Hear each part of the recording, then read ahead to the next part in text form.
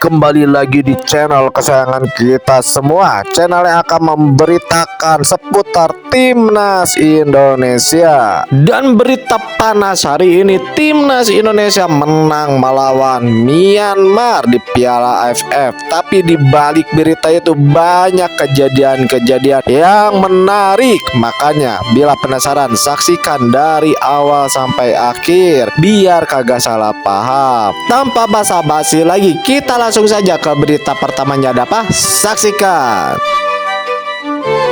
Selamat, Timnas Indonesia menang atas Myanmar dengan skor 1-0. Tuan rumah Myanmar harus mengakui Timnas Indonesia muda lebih unggul dari mereka.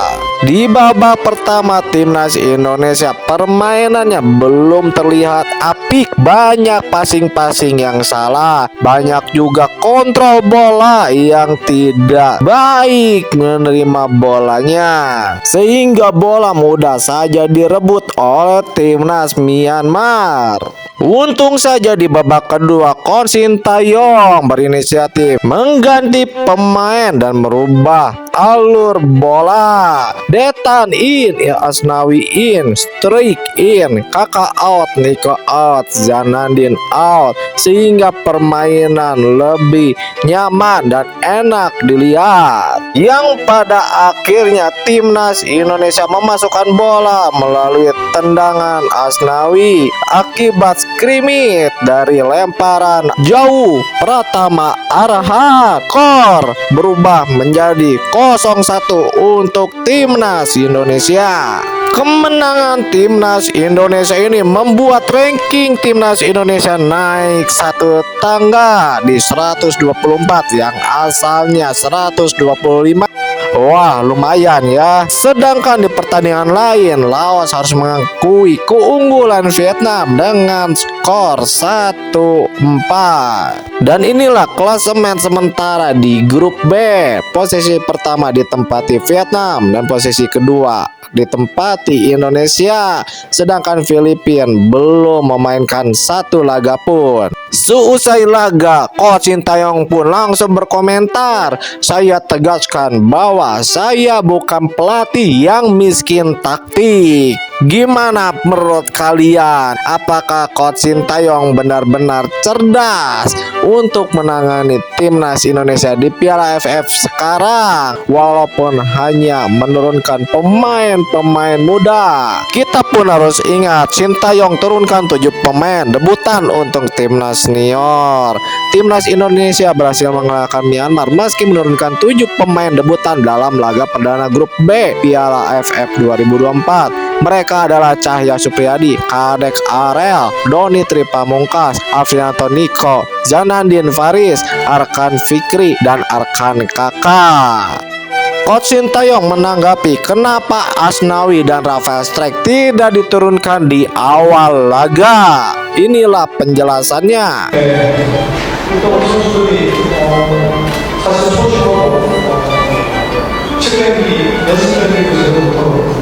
적극적이긴 했는데 생각보다 어수선도 잘해줬고 사실은 시계에서는 힘든 부분이 있는데 생각보다 충분히 잘해줘서 오늘 대화를 해봤다. 그리고 우리 팀은 어제도 얘기했듯이 20세기의 선수들이 나왔기 때문에 분명히 하겠지 않은 생각을 했는데 그래도 모든 선수들이 잘 싸워서 승리 쟁취해 보겠습니다. 선수들한테 고맙습니다. Dan inilah data statistik pertandingan Timnas Indonesia melawan Myanmar.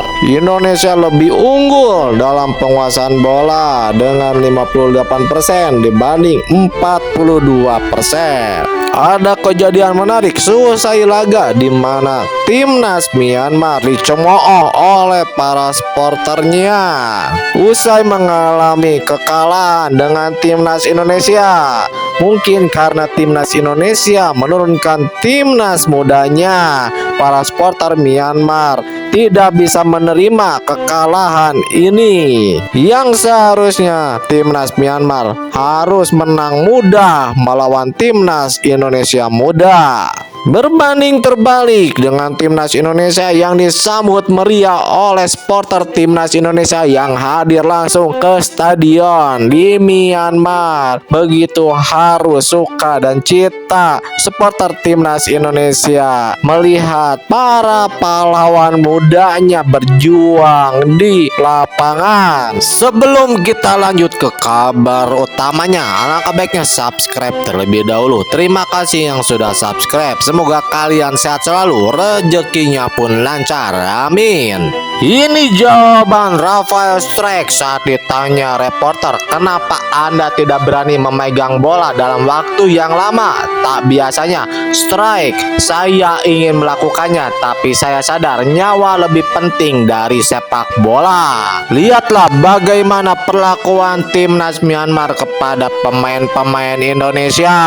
Bagaimana menurut kalian? Apakah kalian masih berharap pemain timnas kita yang abroad seperti Jay Ijes, Kevin Dix, Messi Legars bermain di Piala AFF seperti ini? Waduh, rasanya jangan memalukan.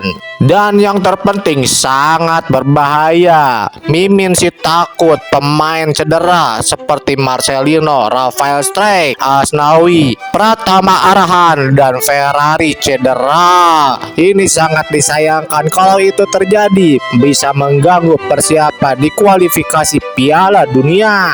Mimin sangat setuju pendapat Sintayong bahwa skuad timnas Indonesia di Piala AFF 2024 juga disiapkan untuk kualifikasi Piala Asia U23 2026 dan SEA Games 2025. Cukup sampai di situ tanpa membawa pemain-pemain senior yang lainnya, apalagi pemain-pemain grade A kita. Permainan keras yang ditampilkan oleh timnas Myanmar dan wasit yang tidak adil karena tidak memberikan kartu merah terhadap pelanggaran Marcelino menuai banyak tanggapan dari netizen Indonesia. Salah satunya seperti ini dari The Prince of Garuda. Kenapa Lalino kenceng banget itu, aset itu.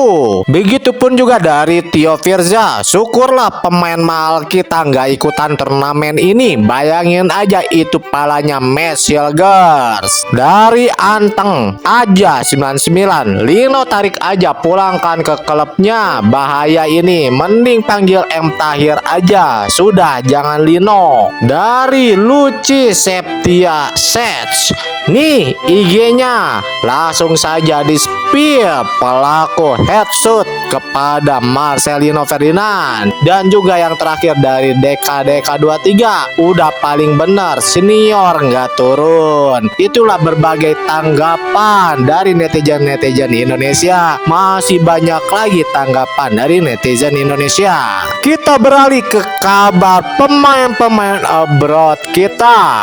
Breaking news, market value Kevin Dix naik drastis menjadi 78,22 M. Wow, sangat luar biasa ya. Setelah membela timnas Indonesia, Kevin Dix market value-nya naik. Semoga saja Kevin Dix terus berkarir di luar negeri, terutama di Eropa, dan sukses di sana. Kev. Kabar selanjutnya dari Ragnar Oratmangun, jadi starter dan bantu tim akhirnya paceklik kemenangan. Ragnar Oratmangun dan kawan-kawan akhirnya meraih kemenangan. Ragnar turun sebagai starter dan bermain hingga menit 65 ketika FC Dender menang tipis 1-0 dari Westerlo. Ragnar mendapatkan ranking 7,0 dengan catatan 96% akurasi pas dan 1 key pass. Kemenangan ini berharga untuk Dender karena mereka mengalami 8 pertandingan tanpa kemenangan. Terakhir kali mereka menang terjadi pada 6 Oktober 2024, tepat 2 bulan yang lalu. Kabar berikutnya, Jay Izzes dan kawan-kawan terbenam di dasar klasemen. Jay Izzes, sang Karta Venezia kembali gagal meraih kemenangan setelah bermain imbang 2-2 dengan Como 1907. Di pertandingan ini, Izzes mendapatkan rating 6,6 dan memenangkan 8 duel. Venezia hampir meraih kemenangan jika gol Hans Nicolucci Caviglia tidak dianulir wasit karena offset di menit ke-90. Hasil ini gagal mengangkat Venezia dari posisi dasar klasemen. Dan yang terakhir, Tom Hay harus mengakui dari tim oleh Romani saat Amer City bermain dengan FC Utrecht. Tuan rumah harus mengakui kekalahan dengan skor 1-3. Hay mendapatkan rating 6,4 dan Ole mendapatkan rating 6,5. Utrecht kembali memangkas jarak 7 poin dengan PSV Eindhoven sebagai pemuncak klasemen, sedangkan Almer semakin terbenam di dasar klasemen. Ngomong-ngomong, kira-kira nih apa yang dia bicarakan Tom Hay dan Ole Romani?